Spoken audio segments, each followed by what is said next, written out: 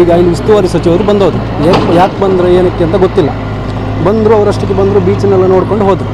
ಇಲ್ಲಿ ಗುಡ್ಡೆ ಕುಸ್ತಿ ಇರ್ತು ಮೇಲ್ಗಡೆ, ಅದ್ರ ಬಗ್ಗೆ ಯಾವುದೇ ಮಾಹಿತಿ ಕೊಡಲಿಲ್ಲ. ಬಂದರು, ಈ ಕಡೆ ಸಮೇತ ನೋಡಲಿಲ್ಲ. ಅವರಷ್ಟು AC DC ಎಲ್ಲರೂ ಕೂಡ ಬಂದಿದೆ. ಅದು ಇದ್ರ ಬಗ್ಗೆ ಯಾರೂ ಒಂದು ಮಾಹಿತಿ ಕೊಡಲಿಲ್ಲ. ಯಾಕೆ ಅಂತ ಹೇಳಿದರೆ ಅವ್ರಿಗೆ ಗೊತ್ತಿದೆ ಇದು ಅಕ್ರಮವಾಗಿ ಕಟ್ಟಿದ್ದಾರೆ ಅಂತೇಳಿ. ಇದಕ್ಕೆ ಆ್ಯಕ್ಚುಲಿ ಕೊಟ್ಟಿದ್ದೇ ತಪ್ಪು, ಲೈಸೆನ್ಸ್ ಕೊಟ್ಟಿದ್ದು ತಪ್ಪು. ಇಲ್ಲಿ ಒಂದು ಮನೆ ಕಟ್ತಾರೆ ಅಂತ ಹೇಳಿದರೆ ಇಲ್ಲೊಂದು ಲೈಸೆನ್ಸ್ ಕೊಡೋದಿಲ್ಲ. ಇದು ಗುಡ್ಡೆ ಕೋಸ್ತಿಂದ ಎಷ್ಟೇನು ತುಂಬ ತೊಂದರೆ ಆಗಿದೆ. ಯಾಕಂದರೆ ಇದು ಈ ಭಾಗ ಬಂದಾದ್ರಿಂದ 18 ಕಿಲೋಮೀಟ್ರ್ ಆಚೆಯಿಂದ ಬರಬೇಕಾಗುತ್ತೆ. ಇಲ್ಲಿಂದ ಇಲ್ಲಿಗೆ 3 ಕಿಲೋಮೀಟ್ರ್ ಇರೋದು ಆ್ಯಕ್ಚುಲಿ. ಇದೆಲ್ಲರೂ ತುಂಬ ತೊಂದರೆ ಆಗ್ತದೆ. ಇದು ಆ್ಯಕ್ಚುಲಿ ಲೈಸೆನ್ಸ್ ಕೊಟ್ಟಿರೋದು ತಪ್ಪಿಗೆ. ಇದ್ರ ಬಗ್ಗೆ ಏನು ಭರವಸೆ ನೀಡಲಿಲ್ಲ ಸರ್. ಅವ್ರು ಬಂದರು, ಬೀಚ್ ನೋಡಿದ್ರು, ಒಂದು ದೇವಸ್ಥಾನ ಇದೆ, ದೇವಸ್ಥಾನದ ಕಡೆಗೂ ಗಮನ ಹರಿಸ್ತಿಲ್ಲ. ದೇವಸ್ಥಾನ ಮೊನ್ನೆ ಸಮೇತ ಗಾಡಿಗೆಲ್ಲ ಹಾರೋಗಿದೆ. ಈಗ ಇಲ್ಲಿ ಉಸ್ತುವಾರಿ ಸಚಿವರು ಬಂದವರು, ಯಾಕೆ ಬಂದರು ಏನಕ್ಕೆ ಅಂತ ಗೊತ್ತಿಲ್ಲ. ಬಂದರು, ಅವರಷ್ಟಕ್ಕೆ ಬಂದರು, ಬೀಚನ್ನೆಲ್ಲ ನೋಡ್ಕೊಂಡು ಹೋದರು.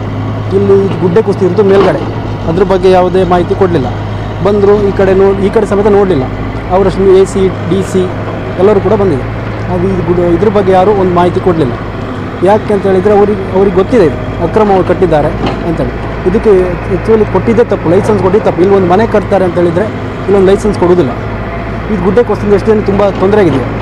ಯಾಕಂದರೆ ಈ ಭಾಗ ಬಂದಾದ್ರಿಂದ 18 ಕಿಲೋಮೀಟ್ರ್ ಆಚೆಯಿಂದ ಬರಬೇಕಾಗುತ್ತೆ. ಇಲ್ಲಿಂದ ಇಲ್ಲಿಗೆ 3 ಕಿಲೋಮೀಟ್ರ್ ಇರೋದು ಆ್ಯಕ್ಚುಲಿ. ಇದೆಲ್ಲರೂ ತುಂಬ ತೊಂದರೆ ಆಗ್ತದೆ. ಇದು ಆ್ಯಕ್ಚುಲಿ ಲೈಸೆನ್ಸ್ ಕೊಟ್ಟಿರೋದು ತಪ್ಪಿಗೆ. ಇದ್ರ ಬಗ್ಗೆ ಏನು ಭರವಸೆ ನೀಡಲಿಲ್ಲ ಸರ್. ಅವ್ರು ಬಂದರು, ಬೀಚ್ ನೋಡಿದ್ರು, ಒಂದು ದೇವಸ್ಥಾನ ಇದೆ, ದೇವಸ್ಥಾನದ ಕಡೆಗೂ ಗಮನ ಹರಿಸ್ತಿಲ್ಲ. ದೇವಸ್ಥಾನ ಮೊನ್ನೆ ಸಮೇತ ಗಾಡಿಗೆಲ್ಲ ಹಾರೋಗಿದೆ.